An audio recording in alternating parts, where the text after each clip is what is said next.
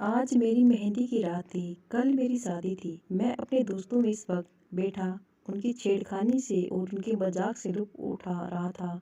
तभी मेरे नंबर पर मेरी पत्नी का कॉल आ गया। मेरी होठों पर मुस्कुराहट आ गई। मैंने मोबाइल उठाया और साइड जाकर उससे बात करने लगा। क्या बात है, एक ही दिन तो रह गया है हमारी शादी में। कल तुम्हें हमेशा के लिए तो मेरे पास आ जाना है। क्या एक रात की भी दूरी तुमसे बर्दाश्त नहीं हो रही है? उससे बात करते हुए मेरा दिल गंभीर हो गया। मेरा अंदाज देखकर वह भी घबरा गया और फिर कहने लगा कि मैं आपसे ज़रूरी बात करना चाहती हूँ, इसी वजह से मैंने आपको फ़ोन किया है। उसका ऐसा था कि मैं चौंक गई। उसे कहने लगी, हाँ बोलो, क्या बात करनी है? तब उसने जो बात मुझसे कही उसे सुनकर मैं हैरान रह गया। इसी वक्त मेरा दोस्त वहाँ पर मुझे बुलाने के लिए आ गया और अपने दोस्त के सामने मैं अपनी पत्नी से इस मामले में बात नहीं कर सकता था।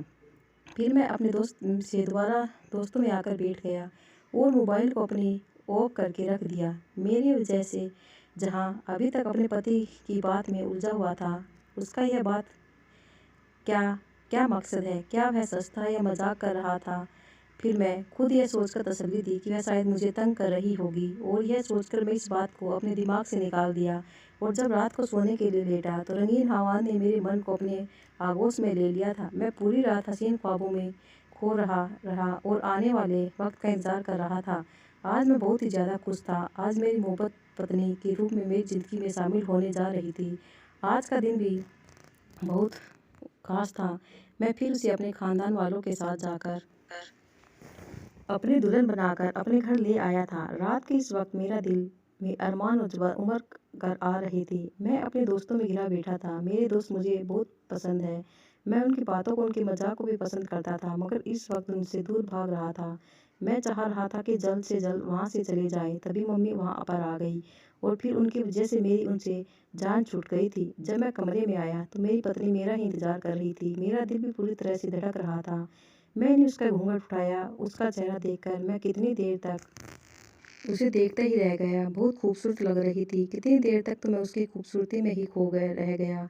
जब मैं अपने मतलब की बात पर आया तब वह जाते हुए कहने लगी कि कल आपको मैंने जो बात कही थी वह स्वीकार है। कितनी देर तक मुझे समझ नहीं आया कि वह किस बारे में बात कर रही थी।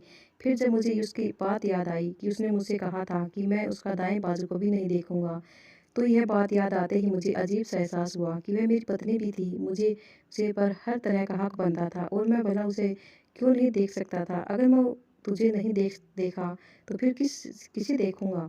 जब यही बात मैंने उससे कही तो कहने लगी कि आपका मुझ पर इस तरह से हक है।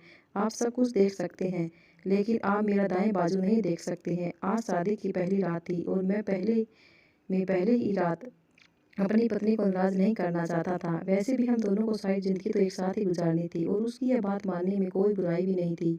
उसके बाद मैंने उसे फिर अपना हक वसूल किया और प्यार के मदहोश वादियों में खो गया।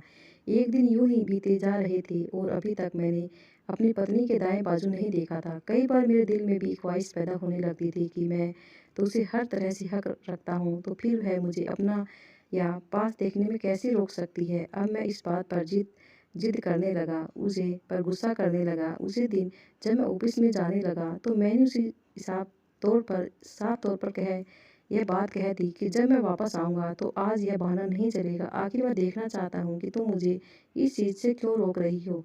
उसी कारण बिल्कुल उसका चेहरा बिल्कुल पीला पड़ गया था और वह ही थी। बात सुनकर मैं ऐसे डर गई जैसे मैं जान क्या हो रहा है। और शाम को जब मैं घर आया तो मेरी माता ने मुझे बताया कि मेरी पत्नी घर पर नहीं है। वह कुछ दिन अपने माता पिता के घर में रहने के लिए चली गई है। यह सुनकर मुझे बहुत गुस्सा आया कि वह बिना मुझे बताए, बिना मुझे इजाज़त के लिए पर वहाँ कैसे चली गई।